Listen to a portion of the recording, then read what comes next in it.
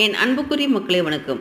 ரிஷபராசி ரோகிணி நட்சத்திரத்தில் நீங்கள் பிறந்திருந்தீங்கன்னா இந்த சனிப்பயிற்சி, அதாவது ரோகிணி 1ஆம் பாதத்தில் நீங்கள் பிறந்திருந்தீங்கன்னா இந்த சனிப்பயிற்சிக்கு ரொம்ப கவனமான ஒரு சூழ்நிலைகளை நீங்கள் ஏற்படுத்தி கொள்ளணும்.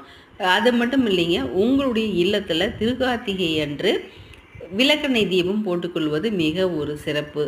உங்களுடைய உங்களுடைய கர்மாவே இந்த பூமியில் ஜனனம் எடுத்ததற்கான காரணங்கள் அப்படின்னு பார்த்தீங்கன்னா, நீங்கள் மற்றவர்களுக்காக பேசுவதையும் அந்நியர்கள்கிட்ட நீங்கள் ஒரு க்ளோஸாக இருக்கிறதாகவும் தான் நீங்கள் இந்த ஜென்மத்தில் நீங்கள் எடுக்கக்கூடிய காரியங்கள். மற்றவர்களுக்காக உதவி செய்வது தான் இந்த ஜென்மத்துடைய வேலைகளே உங்களுக்கு.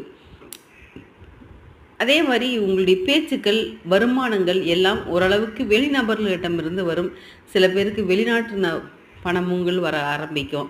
இந்த கோச்சார கிரகமானது உங்களுக்கு ஒரு நல்ல சூழ்நிலையை ராகு பகவான் உங்களுக்கு